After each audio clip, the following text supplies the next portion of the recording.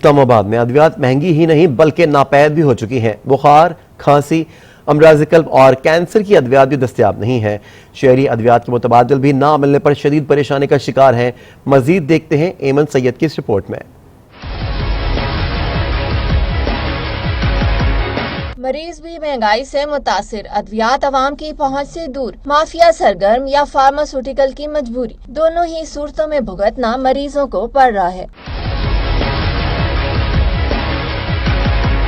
بخار، کھانسی، blood pressure, multi vitamins, anti allergy, امراض قلب اور کینسر کی ڈرپس اور انجیکشنز ناپید ہو چکے ہیں۔ اسلام آباد میں 100 سے زائد ادویات کی کمی کا سامنا ہے۔ شہری کہتے ہیں ادویات کے متبادل بھی نہیں مل رہے۔ پیناڈول کا پتا ہمیں 10 روپے میں ملتا تھا تو اب 30 روپے 40 روپے میں ملتا ہے، اور وہ بھی بڑی مشکل سے ملتا ہے۔ جو میڈیسن زیادہ رنگ میں ہوتی ہیں انہیں شارٹ کر دیتے ہیں۔ شہری ادویات کی قیمتوں میں اضافے کا شکوہ بھی کر رہے ہیں۔ ملنا کے کبھی کچھ نہیں کہہ سکتے، کچھ ملتی ہیں کچھ نہیں ملتی ہیں۔ پہلے تو گروپ میں ملتی تھی، اب تو وہ بھی نہیں مل رہی۔ اے سی کے کمرے میں بیٹھ کے جائے سے کام نہیں ہوتا، غریب عوام کو بھی دیکھا جائے روڈوں میں کیا ہو رہا ہے۔ فارماسوٹیکل کمپنی بھی خام مال کی درآمد کے مشکلات کا اظہار کرتے ہوئے ادویات کی قیمتوں میں اضافے کا مطالبہ کر رہی ہیں۔ تاہم حکومت اور ادویات ساز کمپنیوں کے مابین معاملات میں پس عوام ہی رہی ہے۔